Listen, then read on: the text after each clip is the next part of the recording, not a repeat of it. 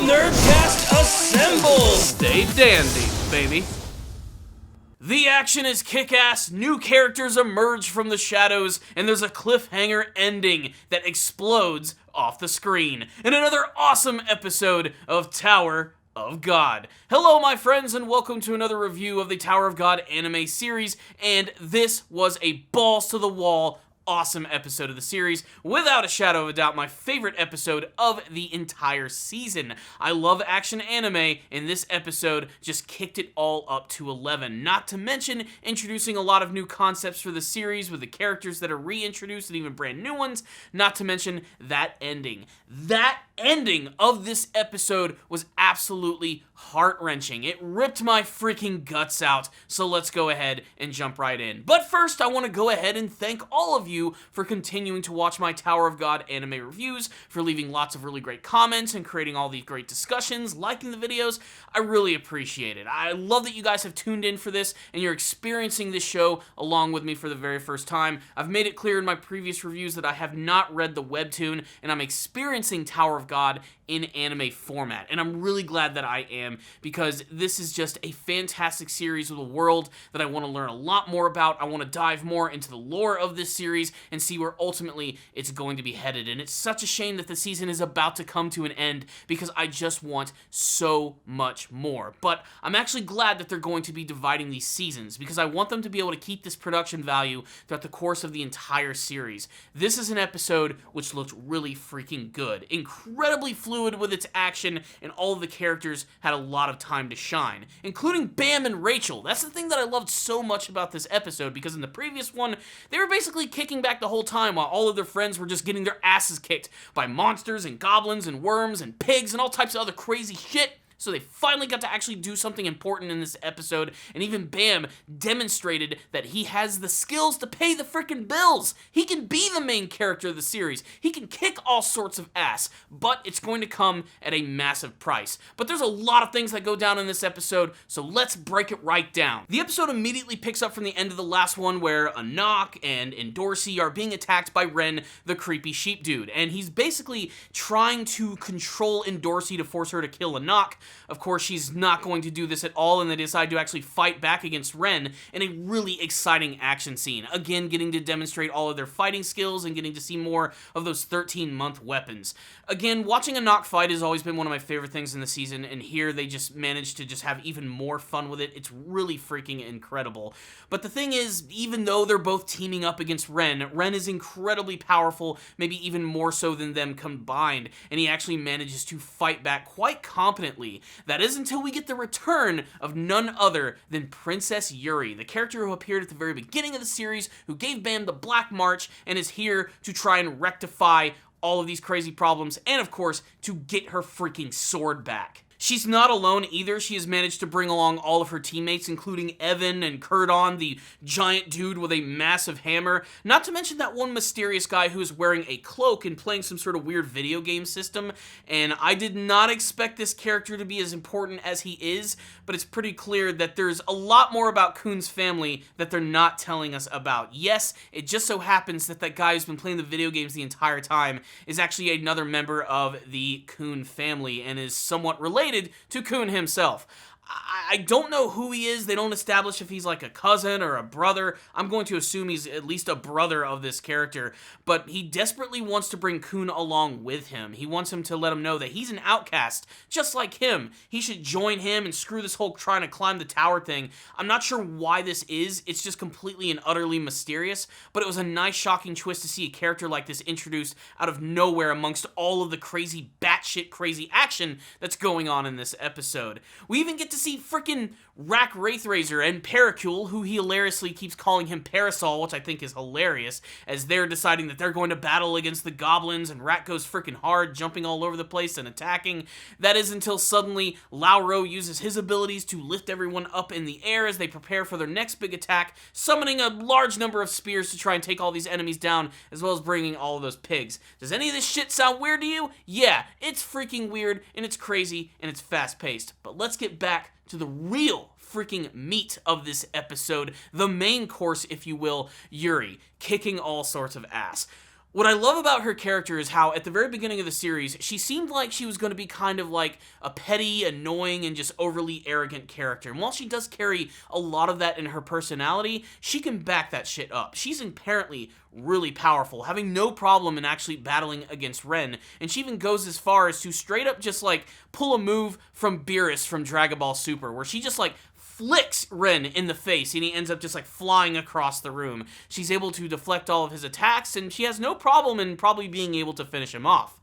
The problem is, if she actually interferes in any of this or whatever's actually going on, it could potentially result in her actually helping out all of these people, which of course means Bam is going to fail the test. So she can't actually like go forward and actually doing what she does as a princess of Jihad. So that's when they end up calling in one of her teammates, Kurdon, the one big dude with the gnarly scars across his face and that big ass hammer, who comes down and just completely obliterates Ren in like one shot. Like, it's a massive explosive hammer shot, and his body is just completely squished with blood going all over the place.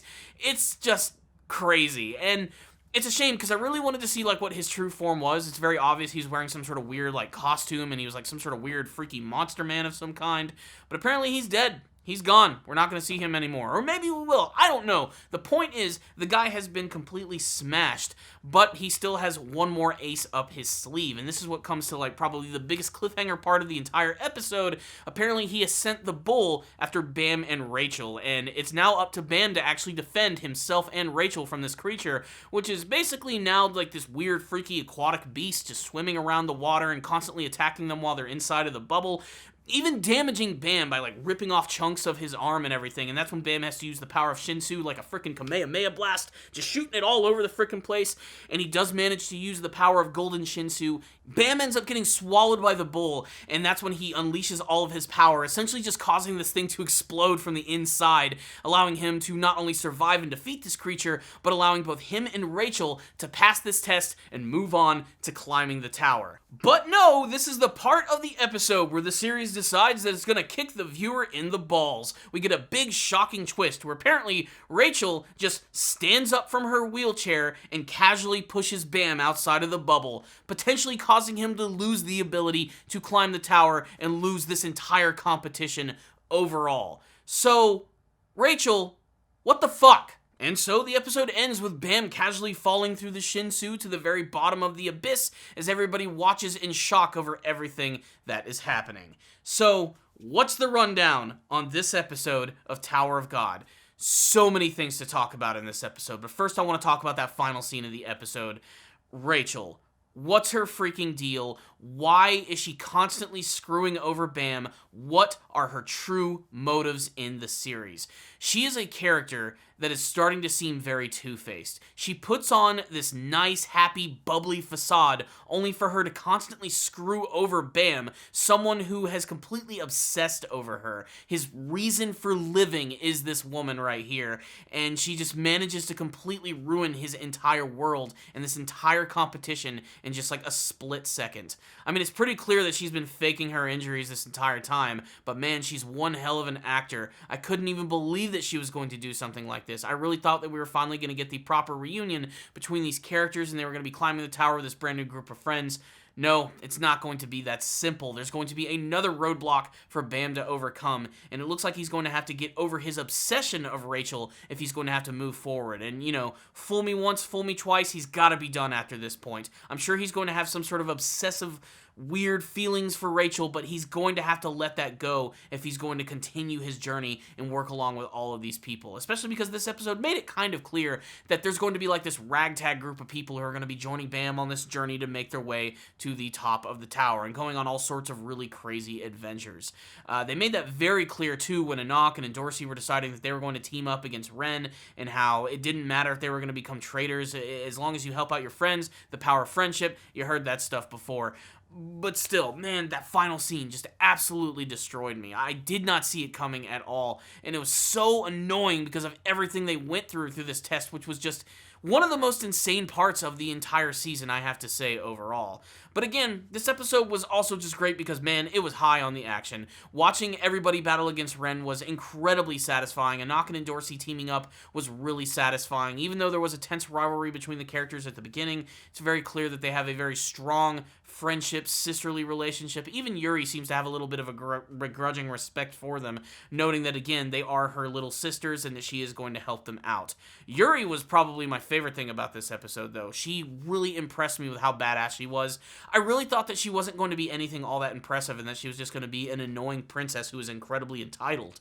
But man, she a badass. I'm also curious as to how many unique weapons that she actually has, because when she actually puts her weapons back in that like weird little holster that appears, there's a few others there, and I can't wait to see what their actual abilities are going to be as well. It is worth mentioning that she actually does end up taking the Green April also from Anaak, saying that she's not quite ready to get it, and that when she needs it, she's going to have to come and take it back, which means it's probably going to be a big challenge between these two characters, and of course it's an excuse to see more growth with all of these people, seeing how far they're going to come, how much more powerful they're going to be, because this episode made one thing clear. While a lot of these characters and the main ones that we've been spending time with have some really unique and crazy abilities, they have a long way to go. There are people in this world who are way above them in terms of power and ability. There's a lot of room for growth. Basically, this episode reassured the viewer that this is just the beginning of Tower of God, a prologue, if you will, before we move into the big part of the story.